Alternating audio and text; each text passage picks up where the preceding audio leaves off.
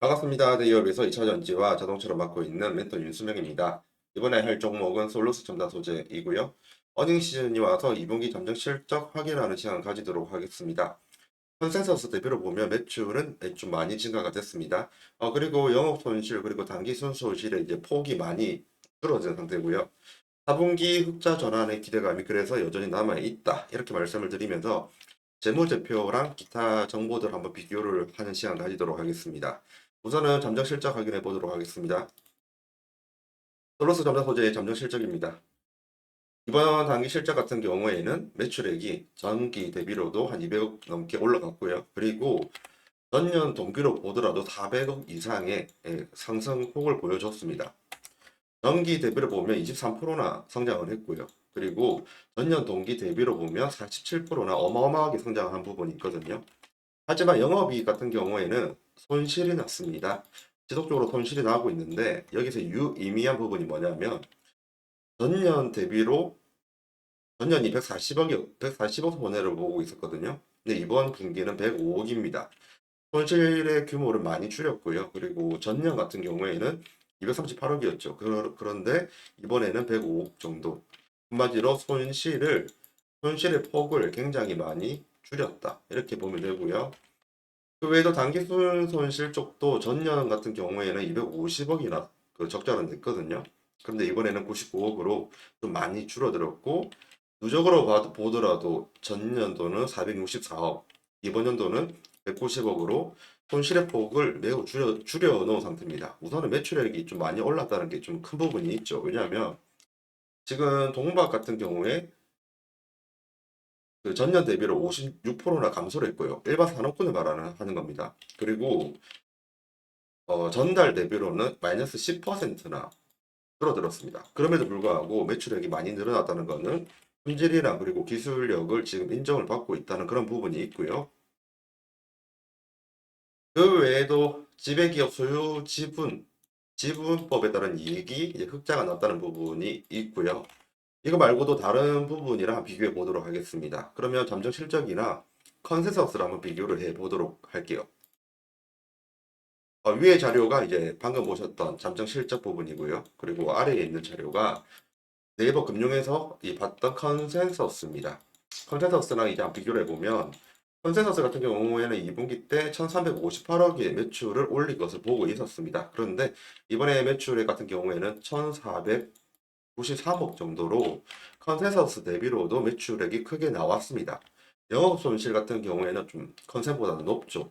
왜냐하면 컨센서스 같은 경우에는 2분기 때 91억의 손해를 볼 것이라고 봤는데 이번에 발표한 내용은 마이너스 105억으로 손실 부분은 보다 좀 높은 상태였습니다. 단기 순 손실 같은 경우에도 컨센을 마이너스 86억으로 봤는데 이제 이번에 잠정 실적 낸 거는 마이너스 99억이죠. 좀 더 손실이 기대한 것보다는 많이 나왔다는 부분은 좀 안 좋은 부분이다 라고 말씀을 드리면서요. 그럼에도 불구하고 4분기에 아직 기대할 만한 요인이 있다는 부분은 말씀드리고 싶어요. 그에 대한 자료도 가지고 왔습니다. 일전에 제가 말씀드렸던 가격인데 동해 가격이 지금 회복을 하고 있는 추세거든요. 이렇게 동해 가격이 올라가게 된다고 하면 솔루스 첨단 소재의 입장에서는 판매 가격, 그러니까 판가를 올릴 수 있는 여지가 있습니다. 판가가 올라가면 수익에 좀 큰 일조를 할 수 있겠죠. 그리고 국내 동박 생산 기업들의 생산 캐파 표인데 2025년도 같은 경우에는 다 올릴 수 있는 확률이 높아요. 그리고 솔로스 첨단 소재 같은 경우에는 2022년도 대비 2025년도까지 가면 이 캐파 양이 절대적으로 늡니다. 이 캐파가 늘면 좋은 게 딱 하나가 있어요. 판매 그 단위당 고정 원가가 줄어들거든요. 그렇게 돼버리면 원가라는 것 자체가 경쟁력이 생깁니다. 왜냐하면 단위당 이 원가가 내려가기 때문에 매출 원가가 좀 떨어지는 그런 부분이 있습니다. 그래서 판매만 잘 된다고 하면 솔루트 전자 소재의 수익 개선의 기대감은 확실히 있다. 이런 부분을 말씀드리고 싶고요.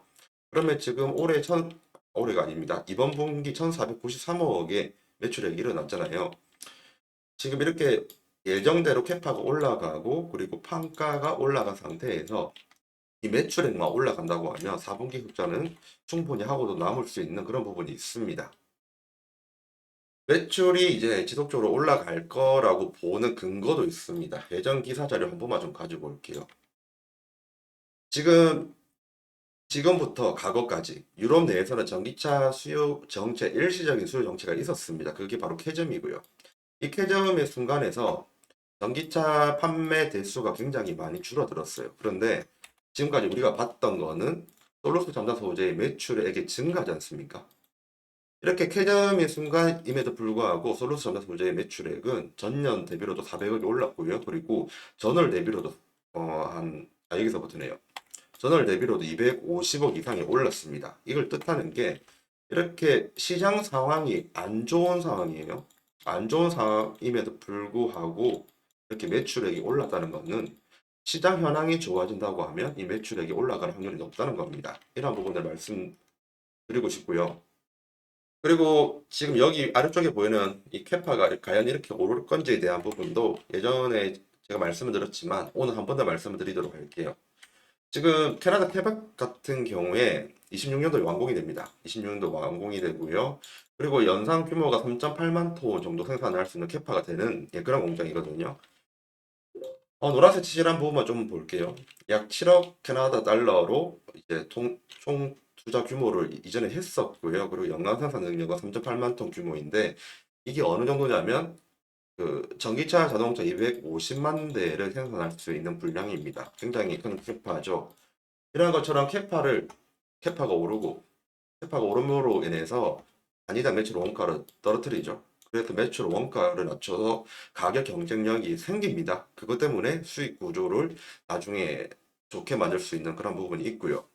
그뿐만 아니라 동의 가격이 오르는 추세가 이렇게 지속적으로 된다고 한다고 하면 그렇다면 당연히 이제 판매 가격도 조절을 할 수가 있죠. 올릴 수가 있죠.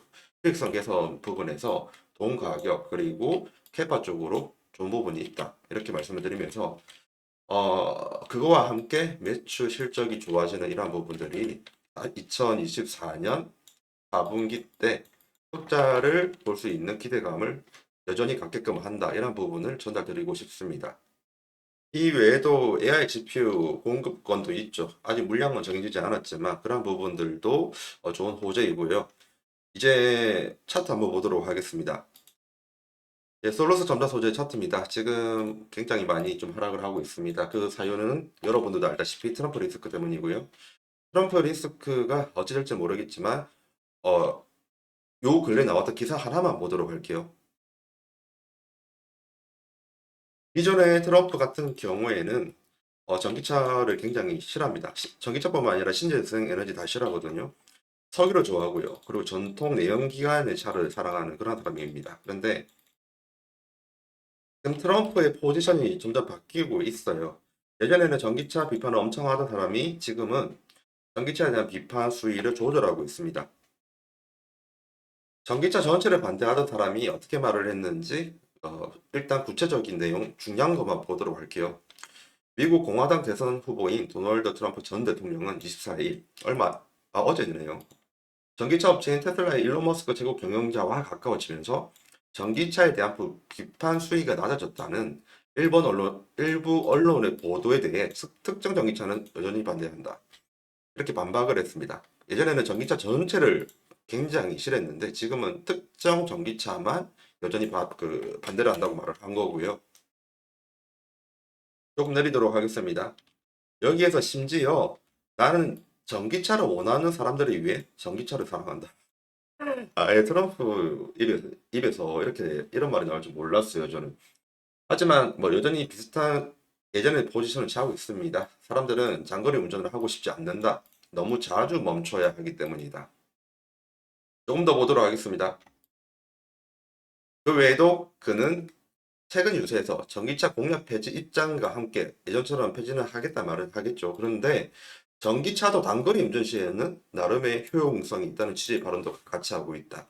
저는 이 기사 보면서 예전부터 어떤 생각을 했었냐면 트럼프는 이제 자신의 표를 위해서 내연기관을 가겠다, 전기차는 폐지하겠다 이렇게 말을 했잖아요. 그런데 결국 대통령이 된다고 하면 전기차는 이제 계속 가는 게 필요할 거다라고 말 바꿀 것 같아요. 이게 제 생각이고요. 이런 부분을 보고 차트를 한번 보시면 좋을 것 같습니다. 지금까지 대기업에서 2차 전지와 자동차를 맡고 있는 멘토 윤수명입니다. 감사합니다.